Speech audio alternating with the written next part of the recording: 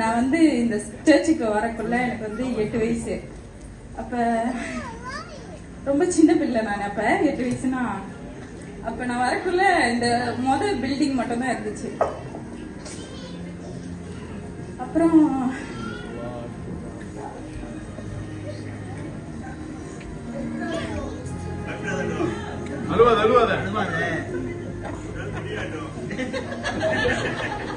அந்த பில்டிங் ஒண்டிதான் இருந்துச்சு.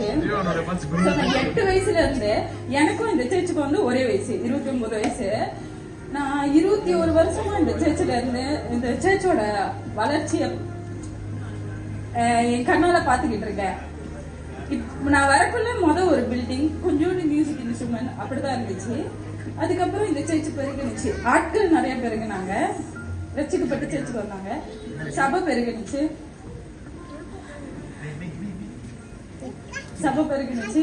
சபையில இருக்கிற கடவுள் தான் வந்து இந்த சபையை நடத்துறாரு, அப்படிதான் சொல்ல வர. இது வந்து ஒரு மனுஷனால கட்டப்பட்ட சபை இல்ல, இது வந்து கடவுளால கட்டப்பட்ட சபை. ஏன்னா அதோட வளர்ச்சியை நான் வந்து சின்னதுல இருந்து பாக்குறேன். நான் வளர்ந்த மாதிரியும் இந்த சபையை வந்து பெரிய அளவுக்கு வளர்ந்துருக்கு.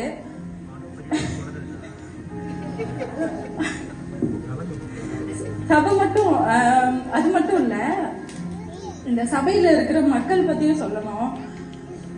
எப்படின்னா ரொம்ப ஒரு மாதிரி ரொம்ப ஒத்துமையான ஜனங்கள். எப்படின்னா எங்க வீட்டுல ஏதாச்சும் ஃபங்க்ஷன்னா எங்க சொந்தக்காரவங்க எல்லாரும் முழுசா வராங்களோ இல்லையோ இந்த சபையில இருக்கிற எல்லாருமே வந்துருவாங்க. என் வீட்டுக்கு மட்டும் இல்ல, இந்த சபையில இருக்கிறவங்க வீட்டுக்கு நல்லதோ கெட்டதோ எதுவோ இந்த சபையில இருக்கிற மக்கள் தான் முதல்ல இருப்பாங்க.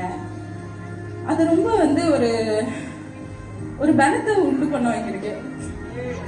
யாரும் இல்ல அப்படின்ற மாதிரியான ஒரு நிலை இருந்ததே இல்ல இந்த சபைக்கு நான் வந்ததுல இருந்து. இந்த சபை மக்கள் தான் வந்து எங்க வீட்டு மக்கள்.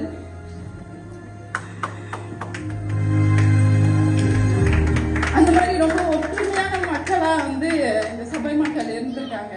இந்த சபையோட வளர்ச்சிக்கு, இந்த பில்டிங்கோட பெருக்கத்துக்கு, இந்த சபையோட ஆசீர்வாதத்துக்கு இந்த சபையோட மக்களும் வந்து ரொம்ப உறுதுணையா இருந்திருக்காங்க.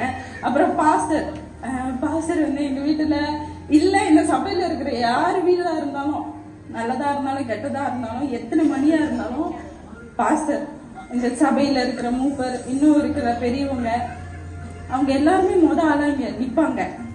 எங்களுக்கு வந்து ஆறுதலா இருப்பாங்க. ஆவிக்குரிய வளர்ச்சிக்கு இந்த சபையில இருக்கிற பாஸ்டர், லீடர்ஸ், அப்புறம் இன்னும் கொஞ்சம் பெரியவங்க, அவங்க எல்லாமே ரொம்ப உறுதுணையா இருந்திருக்காங்க. இந்த சபையில நான் வளர்ந்துருக்கேன்னா, இங்க வந்து சாட்சி சொல்றேன்னா பாஸ்டர் தான் அதுக்கு முக்கிய காரணம். என்னை நிறைய விதத்துல என்கரேஜ் பண்ணுவாரு, ரொம்ப பண்ணுவாரு. பயப்படுவேன் நானு. அப்ப அவர் நிறைய எனக்கு என்கரேஜ் பண்ணியிருக்காரு, நிறைய அட்வைஸ் பண்ணியிருக்காரு. அவரோட பிரசங்கம் வந்து ரொம்ப அதிசயமா இருக்கும். பாஸ்டர் இவ்வளவு ஆச்சரியமான பிரசங்கம் பண்றாருன்ட்டு. அதுதான் இன்னும் இருக்கு. ஆனா எனக்கு மறந்துருச்சு, சாரி.